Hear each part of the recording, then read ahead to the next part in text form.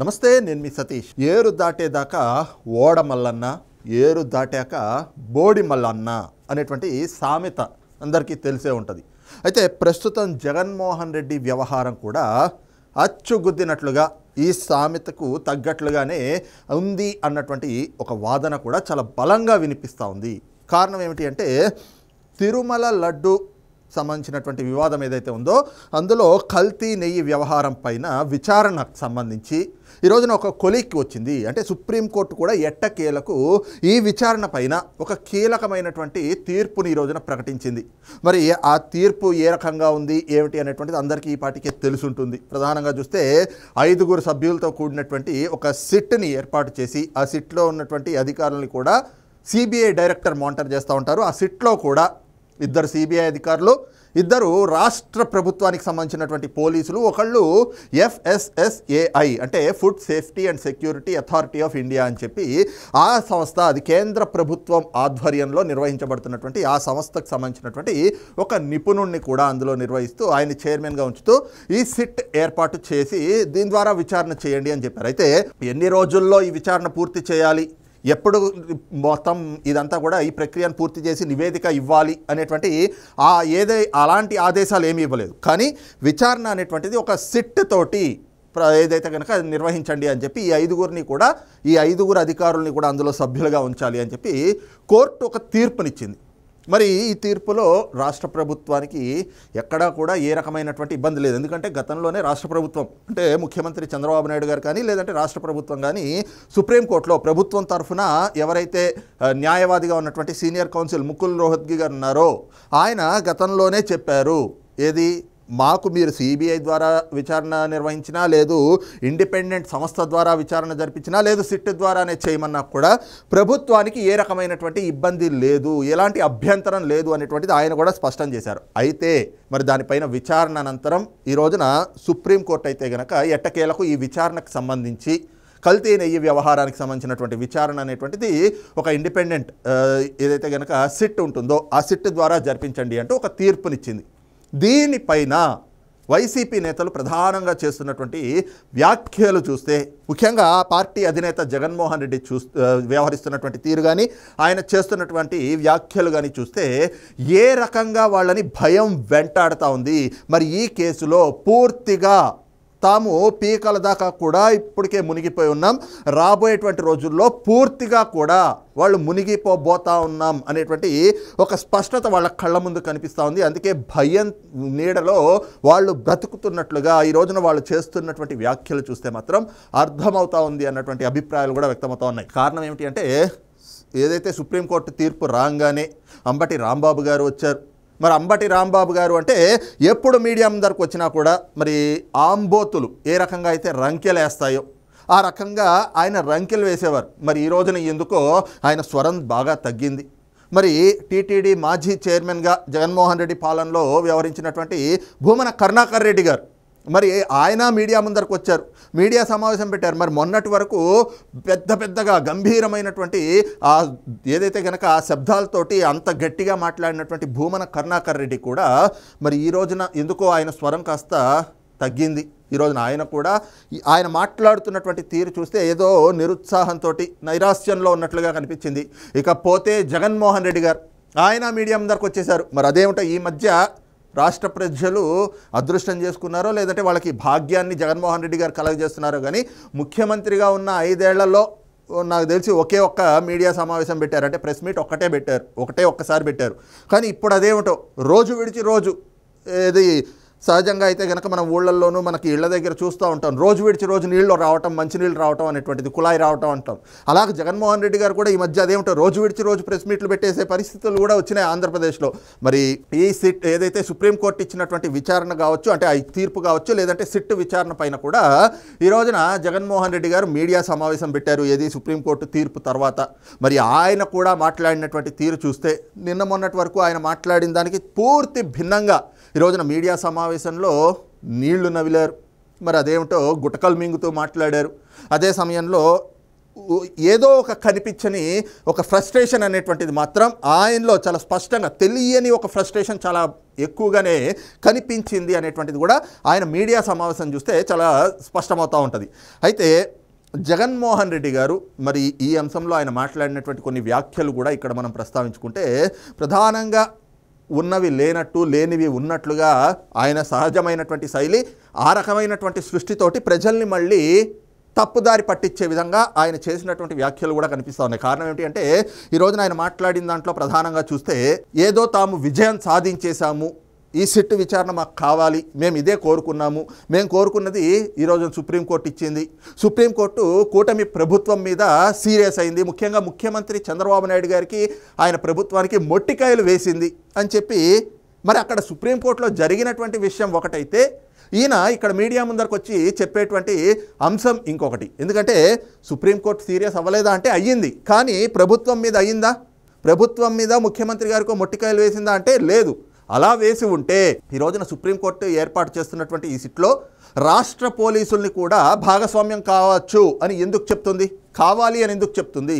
రాష్ట్ర ప్రభుత్వానికి చెందినటువంటి పోలీసులు కూడా ఈ సిట్లో 2 సభ్యులు ఉండాలి అని చెప్పేసి అని సుప్రీంకోర్టు చెప్పింది. మరి అలాంటప్పుడు ఒకవేళ ప్రభుత్వానికి వ్యతిరేకంగా తీర్పు వచ్చి ఉంటే లేదు సిబిఐ తోటో లేదంటే కనుక వేరే అధికారులు కేంద్రం స్థాయిలో ఉండేటువంటి అధికారులు ఎవరితోటో ఈ సిట్ని ఏర్పాటు చేసుంటే రాష్ట్ర ప్రభుత్వానికి వ్యతిరేకంగా తీర్పు వచ్చింది అని అనుకోవచ్చు. కానీ ఈ రోజున ఈ సిట్లో 2 సిబిఐ అధికారులు 2 రాష్ట్ర ప్రభుత్వానికి సంబంధించినటువంటి పోలీసులు ఎవరైతే ఉంటారో వాళ్ళు కూడా భాగస్వామ్యులు అయి ఉన్నారు. మరి అలాంటప్పుడు సుప్రీంకోర్టు రాష్ట్ర ప్రభుత్వానికి షాక్ ఇచ్చినట్టు ఎలా అవుతుంది, సీరియస్ అయినట్టు ఎట్లా అవుతుంది? అదే సమయంలో సుప్రీంకోర్టు సీరియస్ అవ్వలేదా అంటే అయింది. ఎవరి మీద అయింది అంటే అసలంటూ పిటిషన్ వేసినటువంటి ఏదైతే గనక ఈ కల్తీ నెయ్యి వ్యవహారం పైన విచారణని sitting judge, Supreme Court sitting judge కానీ లేదంటే ఏదైతే గనక కల్తీ నెయ్యి వ్యవహారంలో జరుగుతున్నటువంటి విచారణలో మాకు రాష్ట్ర ప్రభుత్వం తాలూకు సిట్ మీద నమ్మకం లేదు, కాబట్టి ఈ విచారణ అనేటువంటిది సుప్రీంకోర్టు సిట్టింగ్ జడ్జి ద్వారా జరిపించండి అంటూ కూడా వైవి సుబ్బారెడ్డి గారు ఒక పిటిషన్ వేశారు. మరి ఆ పిటిషన్ వేసినటువంటి సుబ్బారెడ్డి గారి పైన సీరియస్ అయింది. ఏమని, ఏ రకంగా అంటే ఎవరైతే గనక సొలిసిటర్ జనరల్ ఉన్నారో ఆయన తుషార్ మెహతా గారు ఆయన కేంద్ర ప్రభుత్వం తరఫున తన వాదనలు వినిపిస్తూ ఈ రోజున సుబ్బారెడ్డి గారు అసలు గతంలో హైకోర్టులో వేసినటువంటి ఏదైతే లంచ్ మోషన్ మూవ్ చేశారో దీనికి సంబంధించినటువంటి ఒక కేసు హైకోర్టులో మూవ్ అవుతూ ఉంది. అందులో ఆయన పేర్కొన్నటువంటి అంశం ఏమిటి అంటే విజిలెన్స్ విచారణ జరుగుతూ ఉంది, ఈ విజిలెన్స్ విచారణని పూర్తిగా స్టాల్ చేయండి, ఎందుకంటే విజిలెన్స్ అధికారులకి మాజీ టీటీడీ బోర్డు చైర్మన్ అయినటువంటి నన్ను విచారించేటువంటి అర్హత వాళ్ళకి లేదు, నన్ను విచారించేటువంటి అర్హత విజిలెన్స్ డిపార్ట్మెంట్కి లేదు అంటూ ఆయన లంచ్ మోషన్ మూవ్ చేశారు. దానిపైన విచారణ జరుగుతూ ఉంది అని చెప్పడంతో న్యాయమూర్తులు కూడా కంగుతిన్నారు. ఎందుకు అంటే వైవి సుబ్బారెడ్డి గారు సుప్రీంకోర్టులో వేసినటువంటి వ్యాజ్యం ఏదైతే ఉందో అది ప్రజా ప్రయోజన వ్యాజ్యం, అంటే పిల్లు వేశారు, ఒక సామాన్య పౌరుడిలాగా వేశారు. ఆ వేసినటువంటి పిటిషన్లో కూడా తానెక్కడా కూడా టీటీడీ మాజీ చైర్మన్ అని చెప్పేసి చెప్పలేదు ఆ బోర్డుకి.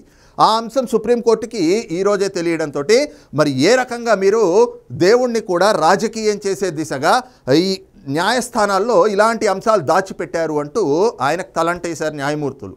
ఈ అంశాన్ని మరి కప్పిపుచ్చుకోవడానికి ఈ రోజున జగన్మోహన్ రెడ్డి కూడా మీడియా ముందరకు వచ్చి ఈ రకంగా కూటమి ప్రభుత్వం మీద ఏదో సుప్రీంకోర్టు సీరియస్ అయినట్లుగాను ఏదైతే చంద్రబాబు నాయుడు గారి ప్రభుత్వానికి మొట్టికాయలు వేసింది అంటూ కూడా ఆయన చెప్పుకుంటూ వచ్చారు. అయితే ప్రధానంగా ఈ అంశాలన్నీ చెప్తున్నటువంటి సమయంలో జగన్మోహన్ రెడ్డి గారి ముఖంలో పూర్తిగా ఒక భయం అనేటువంటిది చాలా స్పష్టంగా కనిపించింది. ఎందుకు అంటే దొరికిపోయాడు దొంగ, అంటే ఎవరైనా దొంగతనం చేసిన వాళ్ళు రెడ్ హ్యాండెడ్గా దొరికితే ఏమవుతుంది, మరి దాని నుంచి తప్పించుకోవడానికి ఆ నెపాన్ని ఆ తప్పుని ఎవరి మీదకో మోపేటువంటి ప్రయత్నం చేస్తారు. ఈ రోజున జగన్మోహన్ రెడ్డి మరి మొదటి నుంచి ఆయన చేస్తున్నటువంటి వ్యాఖ్యలకు సంబంధించి ఒక 2 వీడియోలు ఉన్నాయి. ఆ 2 వీడియోలు చూసిన తర్వాత మరి జగన్మోహన్ రెడ్డి ఈ కేసులో తాము చేసినటువంటి తప్పులన్నీ బయటపడబోతా ఉన్నాయి.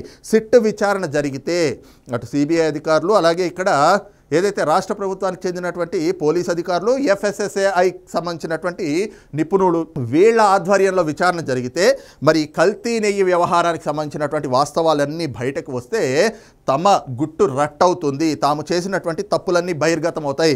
అప్పుడు ప్రజాక్షేత్రంలో జగన్మోహన్ రెడ్డి దోషిగా నిలబడతాడు. కాబట్టి ఈ రోజున ఆ తప్పులోంచి తాను తప్పించుకోవడానికి ఆ నిందను కూడా ఇంకొకళ్ళ మీదకు వేసేటువంటి ప్రయత్నం చేస్తూ ఉన్నాడు జగన్మోహన్ రెడ్డి అనేటువంటి అభిప్రాయం అభిప్రాయాలు కూడా వ్యక్తమవుతూ ఉన్నాయి. మరి దానికి సంబంధించినటువంటి ఒక 2 వీడియో క్లిప్లు ఉన్నాయి. ఆ వీడియో క్లిప్పులు చూసి మరి ఆ నెపాన్ని ఎవరి మీదకి నెట్టాలని చూస్తున్నాడు జగన్మోహన్ రెడ్డి అనేటువంటిది కూడా ఒక 2 నిమిషాలు క్లుప్తంగా విశ్లేషించుకునేటువంటి ప్రయత్నం చేద్దాం. ముందుగా చూస్తే ఇది జగన్మోహన్ రెడ్డి ఏదైతే ఈ లడ్డూ వ్యవహారానికి సంబంధించి చంద్రబాబు నాయుడు గారు వ్యాఖ్యలు చేశారో ఆ తర్వాత ఆయన మీడియా ముందరకు వచ్చి మాట్లాడారు. అది ఏమిటి అనేటువంటిది కూడా ఒక్క నిమిషం చూద్దాం. ఆశ్చర్య కలిగించే విషయం ఇంకొకటి చెప్పాలి. అసలు ఈ రిపోర్టు రిజెక్ట్ అయిన రిపోర్టు మొట్టమొదటిసారి జూలై 12వ తారీఖున, అంటే ఎవరి హయాంలో, ఎవరు ముఖ్యమంత్రి, జూలై 12వ తారీఖున శాంపుల్స్ తీసుకున్నారు. అంటే ఎవరు ముఖ్యమంత్రి, ఎవరి హయాంలో ఇది చూస్తూ ఉన్నాం కదా. ఇక్కడ జగన్మోహన్ రెడ్డి గారు మొదటగా ఏం ప్రయత్నం చేశారు, అరే ఇది అసలు ఈ శాంపుల్స్ తీయడం కానీ ఈ ట్యాంకర్లు నెయ్యి ట్యాంకర్లు రావడం కానీ కల్తీ వ్యవహారంలో శాంపుల్స్ని పంపించడం అంటే టెస్ట్కి ల్యాబ్కి పంపించడం కానీ ఎవరి హయాంలో జరిగినాయి అంటే మొదట వైసీపీ నేతలంతా కూడా ఇదే రాగాన్ని అందుకున్నారు. ఏమిటి అంటే ఇది చంద్రబాబు నాయుడు గారి ప్రభుత్వ హయాంలో వచ్చిన ట్యాంకర్లు. జూన్ 12వ తారీఖునే ఆయన ముఖ్యమంత్రిగా బాధ్యతలు తీసుకున్నారు. ఆ తర్వాత ఈవోని నియమించారు. ఆ ఈవోని నియమించిన తర్వాత ఆయన ఈ ట్యాంకర్లు తీసుకున్నారు. కానీ దాన్ని చూపించి ప్రభుత్వం మీదకి బురద జల్లేటువంటి కుట్రకి తెరలేపారు. కానీ తర్వాత రోజుల్లో ప్రభుత్వం కూడా ఏం చెప్పింది, ఈ కాంట్రాక్ట్లకు సంబంధించి నెయ్యికి సంబంధించినటువంటి కాంట్రాక్ట్ ఏదైతే ఉంటుందో దానికి సంబంధించినటువంటి టెండర్ని మార్చిలోనే పిలిచారు. మే 8వ తారీఖున ఫైనలైజ్ చేశారు. మే 15వ తారీఖున కాంట్రాక్ట్ కూడా ఇచ్చారు. మరి అప్పటికి ఉన్నటువంటి ప్రభుత్వం ఎవరిది, అప్పటి టీటీడీ బోర్డు చైర్మన్గా ఎవరున్నారు, భూమన కరుణాకర్ రెడ్డి గారే ఉన్నారు కదా. మరి కాంట్రాక్టు అలాగే వాళ్ళకి ఆర్డర్ కూడా నెయ్యి సప్లై చేయండి అంటూ ఆర్డర్ ఇచ్చింది కూడా మీ హయాంలోనే అనేటువంటిది ప్రభుత్వం స్పష్టం చేసింది. స్పష్టం చేయడంతో రాగం మార్చారు. రాగం మార్చి ఆ తర్వాత ఎలాంటి కొత్త రాగాలు అందుకున్నారు. ఎప్పటికప్పుడు దీన్ని రాజకీయం చేస్తూ ఏదైతే చేసిన తప్పును కప్పిపుచ్చుకునేటువంటి ప్రయత్నం చేస్తూ వచ్చారో అది చూసాం. ఇకపోతే ఇంకొక మాట కూడా జగన్మోహన్ రెడ్డి చేసినటువంటిది, అది కూడా ఈ రోజున చాలా గుర్తుపెట్టుకోవాల్సినటువంటి అంశం. ఎందుకంటే ఇక్కడ జగన్మోహన్ రెడ్డి గారు ఇంకొక మాట కూడా చెప్తా ఉన్నారు, నాకు క్యాబినెట్ కూర్పు చేయడం ఈజీ, టీటీడీ బోర్డు కూర్పు చేయడం ఇంకా కష్టం. నిజంగా అంత కష్టమైన కార్యక్రమం. ఎందుకనంటే టీటీడీ బోర్డుకు రికమెండేషన్స్ ఒక్కరి దగ్గర నుంచి రావు. కేంద్ర మంత్రుల దగ్గర నుంచి చుట్టుపక్కల రాష్ట్రాల ముఖ్యమంత్రుల వరకు, చుట్టుపక్కల రాష్ట్రంలో ఉన్న ప్రతిపక్ష పార్టీలు సైతం టీటీడీ బోర్డు మెంబర్షిప్ కోసం అడుగుతారు, ఫోన్ చేస్తారు, రిక్వెస్ట్ చేస్తారు. అంత కష్టమైన కార్యక్రమం అది. అంటే వాళ్ళ రాష్ట్రాలలో విశిష్టమైన మనుషులు, అంటే కేంద్రం దృష్టిలో కూడా విశిష్టమైన మనుషులు, కేంద్ర ప్రభుత్వాన్ని కూడా ఇరికిద్దామని ప్రసిద్ధి కాంచిన మనుషులు, ఇటువంటి వాళ్ళందరూ బోర్డులో సభ్యులు అవుతారు. ఆ బోర్డు కూర్పు చూస్తే అటువంటి విశిష్టమైన వాళ్ళందరూ బోర్డులో సభ్యులు, వాళ్ళందరూ రాటిఫై చేస్తారు దీన్ని. ఈ టెండర్ల ప్రక్రియను రాటిఫై చేసేది board. Government of Andhra Pradesh does not get involved in TTD matters. It's autonomous body. ఇది చూస్తూ ఉన్నాం కదా.